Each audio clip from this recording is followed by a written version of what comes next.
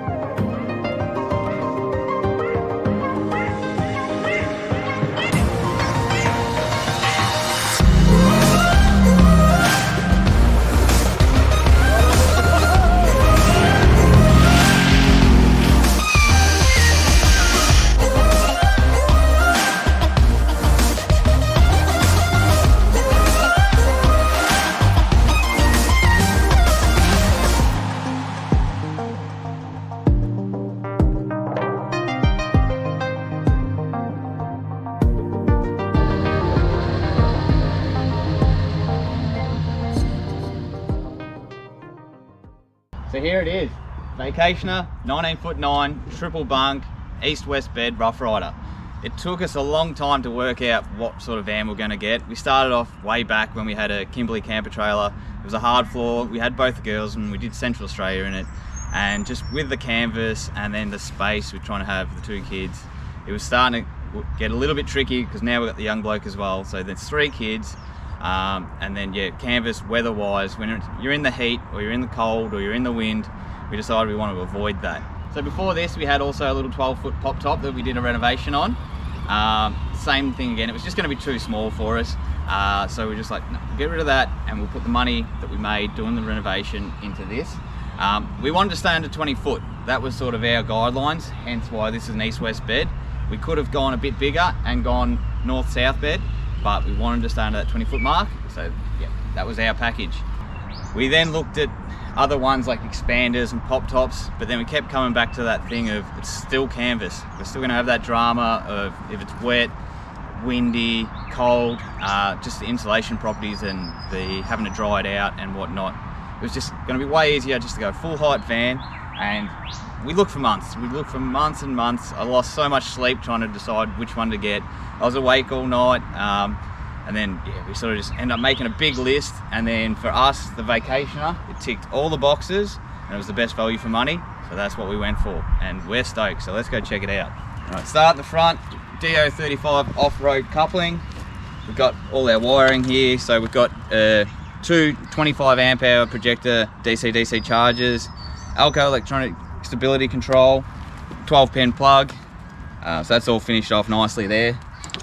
So we've got the stone guard at the front here, hopefully to protect the caravan from those rocks when we're off-road with it.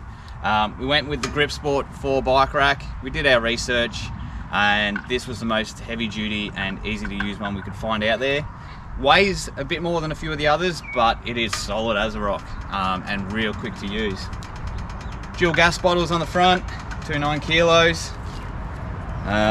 We've got the box on the front here. That's where we house the Weber. Weber on this side. This shelf at the top goes all the way through. Weber's on a slide, so that comes out. We've just got the baby queue, because as you'll see in a sec, we've got the outdoor kitchen, so no need for the real big Weber. We got power put in here as well, just in case we ever wanted to run a fridge, something like that in the box. But yeah, so this one, the top half goes all the way through, which we've got some camp chairs, broom, level, bits and pieces. Over the other side of the box,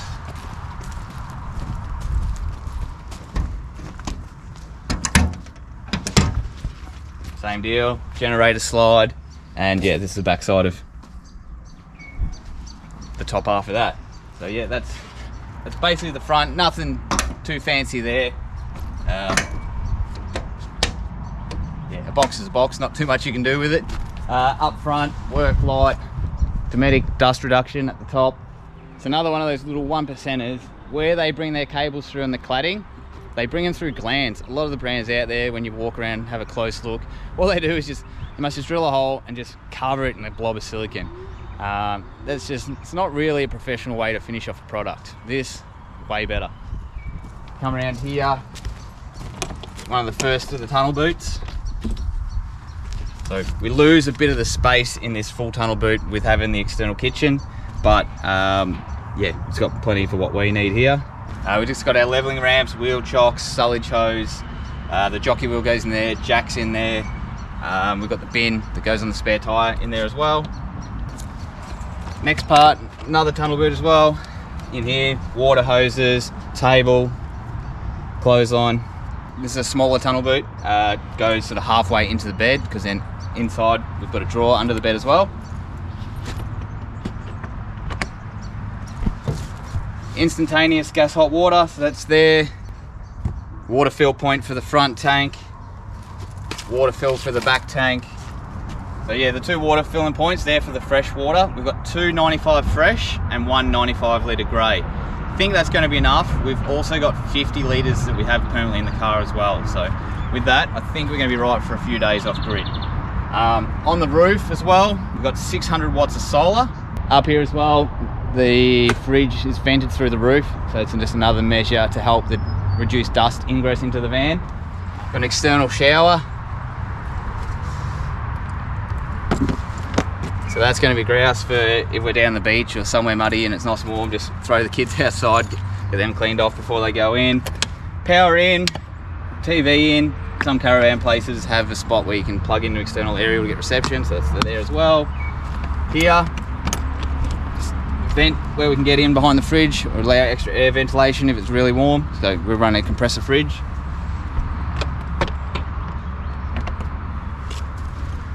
Water input just at the back here, and grey water out. Yeah, sort of that sort of thing, fairly standard on most caravans. The suspension we're running on this, we've got the Alco Enduro X. It's full independent twin shock. It's like a clamshell design, not the square tubing that a lot of them are, so it cuts down a fair bit of weight there. So it's going to be interesting to see how that goes. It's fairly new to the market. 16-inch wheels, mud terrain tyres. One thing you may have noticed as well, no wheel arches. So with this, it's all a flat floor. So in the cupboards, usually you're going to lose your space with your wheel arches. Everything's underneath, so completely flat floor, extra storage space there. So that's a clever idea. Along the roadside as well, another work light just up here, just for lighting when we're accessing the hatches around here if we need it. We went with the black, dark grey kind of colour scheme, complements the car pretty well. So for us, we really like that. And then with running the black front and rear, so I think it looks pretty damn sharp. They also run a sail track all the way along this road side of the van too. So if we wanted to, we could get some shade cloth, and if this was copping sun, peg that out and just put a bit of shade on this side of the van. Tap up on the drawbar here as well with a stone protector. Yeah, the 3 bunks, so there's the windows there. We went for the 2 spares. We didn't want to be caught out with getting a flat because we plan on doing a bit of off-grid travel and outback travel in northern Queensland, WA. We plan on getting all these spots, so better to have 2 spares than 1, just because they don't match what's on the car. We've got 1 jerry can holder just here. Up here as well, we've got the Safety Dave reverse camera, work light on the back there as well. Hatch at the back here just to get to the washing machine. Stepping around here further, toilet cassette, standard like you see on most caravans. This is the entertainment hatch, so we can bring the TV out. We can run the TV through the external speakers as well, so it's a Fusion, the outdoor speaker. Again, standard kind of feature, just the table outside. probably work pretty well as the bar. So yeah, up here, back to the front of the van we are now. This is where we've got the Dometic large outdoor kitchen. This thing's a beauty. Look at that. Look at how much space and cooking space that gives you. Yeah, so that's basically just a bench space, or you use that as the drying rack. Get the chopping board, 3 burners, and the kitchen sink. Underneath here, your gas bayonet for your kitchen, hot and cold water up the back there. So with that kitchen as well, that gives you a drawer. So I've just got bits and pieces in there at the moment. Navigator step in here as well. We put that down so the missus can use the kitchen. She's a bit short. Yeah, just obviously your handle, get inside, lights up a pretty blue, matches with your party lights on your step. So yeah, that's to help find your way in after a few too many beers. All these lights along the awning side as well, they're your white light and your orange light for keeping your bugs down. In the end of the awning as well, we've got another big long strip, an LED strip that runs the whole length of that. So plenty of light there.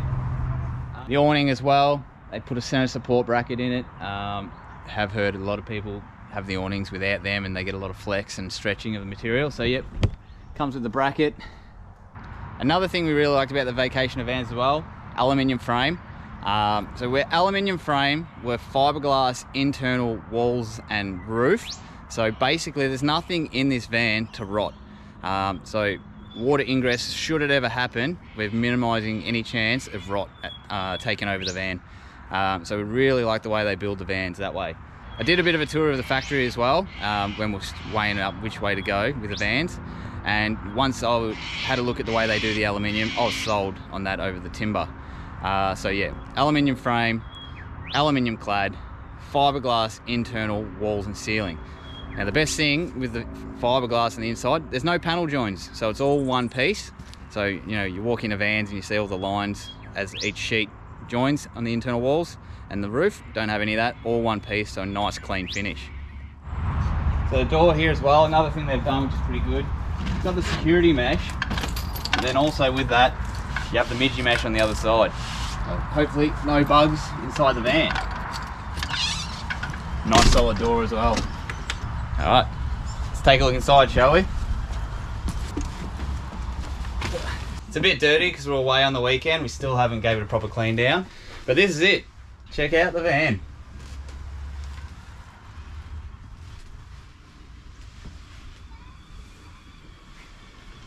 Plenty of room. There's so much light in this thing. For us, absolutely perfect. The layout is just, it works for us as well. We've got the kids down the back. There's plenty of room with the ensuite and storage down there. And then we're tucked away up here.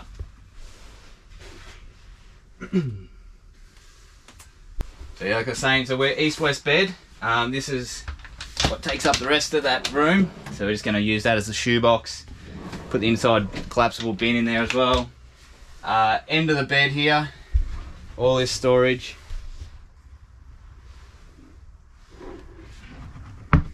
TV goes here, plugs in up here, wind up wine guard antenna. We put Sirocco fans throughout the van as well. We went with the black as the white show up a bit more of the dirt when they're running and you got a dusty van. All this overhead storage here. There's plenty there. We've got the shelf above the bed.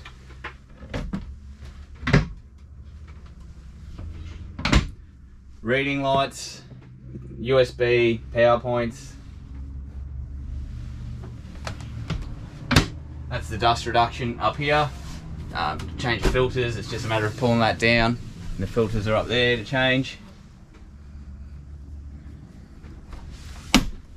Got all these hatches throughout the van as well, so open them up, let plenty of daylight in. They've got the fans on them too, so it's positive and negative pull fans, so yeah, suck the cold air in or pull the hot air out. Internal speakers, more storage here all the way along. We may end up putting another shelf in the middle of this one here just to gain that little bit more. More reading lights, windows with all the blockouts and the normal fire screens. All the multiple latches as well on the windows. Table, telescopic table, moves here, there, everywhere. Look at me. Look at you. So the table as well also folds down. You can make that another bed.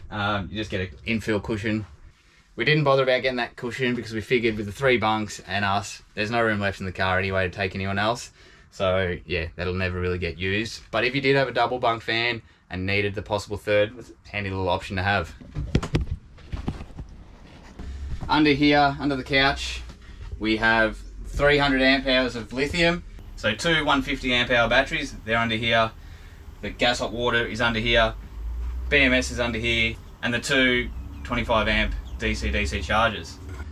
Around here is all the controls for the lights, all your water tank gauges, your pump on and off. So another cool feature with all the gear we've got in here, it's all controlled off our phone as well. So you do have some switching here, but then also turn lights on and off via the phone. Shows the tank levels, all the solar in and out, whatnot. Yeah, so you notice with the roof being all one piece, it's all clean. No lines where the sheets join. Got that as well on the walls. There's not a line sort of here and all the way along where you got your sheets joining. So that was a big bonus to us. It just cleaned up the look of the inside of the van. Yeah, another big hatch here. Reverse cycle aircon. So we went with the Dometic 224 litre compressor fridge. There is heaps of space in this.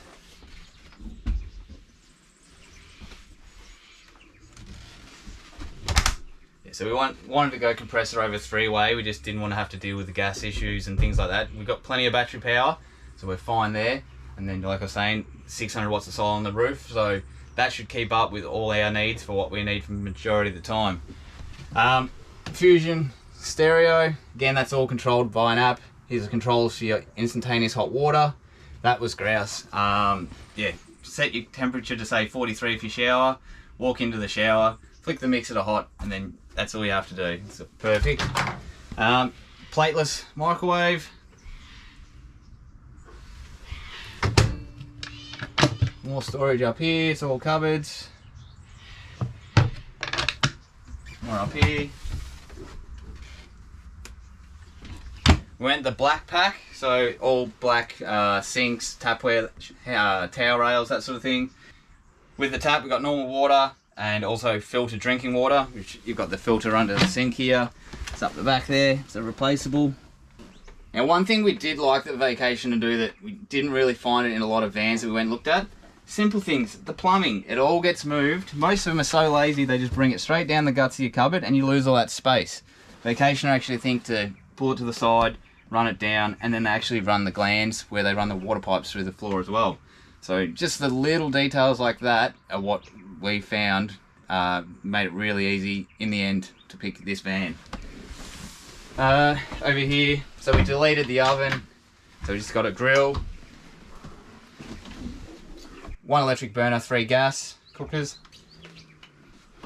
Didn't really want the oven as we've got the Weber outside and we want to minimise any cooking we do inside. It's not really something we're interested in doing. Bad weather, yeah, we'll boil some veggies up or something like that, but that was the reason of putting the outdoor kitchen in too. Try to keep all the cooking outside. So that's sort of my job when we're away on the camp cook. The missus is the one that does the cooking at home most of the time, so that's where I pull my finger out. Getting more storage still under the couch here. The battery gear only takes up this little space here, so we've got the girls' chairs and a few other bits and pieces under the couch too. Leg rest on the end so you can kick back there. The Dallas can read her book. Yeah, side out pantry. With deleting the oven, we gained the extra pot drawer. So pots and pans, stackable pans and stuff in there. More storage under here. All the drawers like normal. We end up going Constantina doors. Just makes the space a lot more usable. So with this one here, we can section off the kids area down the back. And then we also put one into the ensuite as well, because then that opens that right up as you're getting ready. You've got all this space. You don't have to worry about a swinging door that would limit all this. So yeah, kids, triple bunks. They've got USB reading light power point up the back as well. They've got their own Sirocco fans at the end, and there's a storage pouch at the ends there as well. Down the back here as well, a wardrobe for all the kids. It's got a drawer. Then under here, 4 kilo front loader washing machine.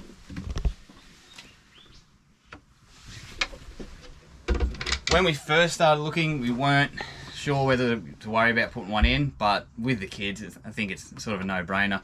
And we have that much space in here that we had the space to put it. So put it in, even at caravan parks or wherever we're camping, if we've got plenty of water left, do the load of washing before we pack up in the morning, and then you get home, hang it up, ready to go. Ensuite here, so the shower. That's got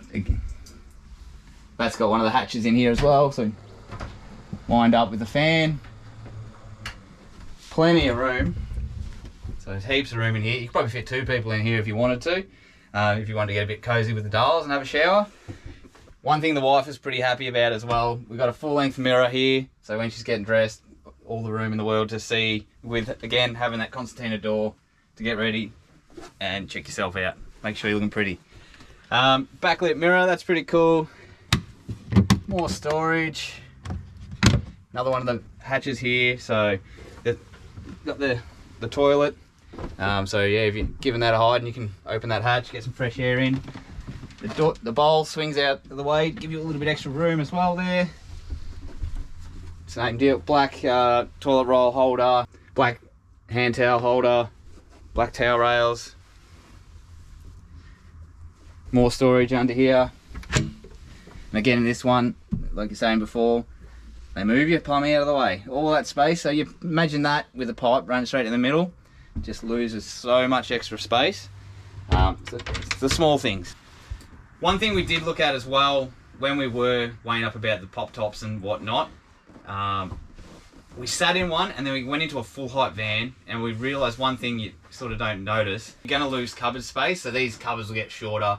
They'll have to obviously be dropped down. I got plenty of room for my head height, whereas when we sat in the pop tops, I was basically hitting my head hopping into the bench. More reading lights, more USB in the lounge here. Cool little feature here, the lights underneath the sinks, just a matter of waving your hands under and they'll turn on and off. Power points. We didn't go for an inverter as yet. We may put one in, but we haven't decided if we're going to need one. So down the track we'll think about that.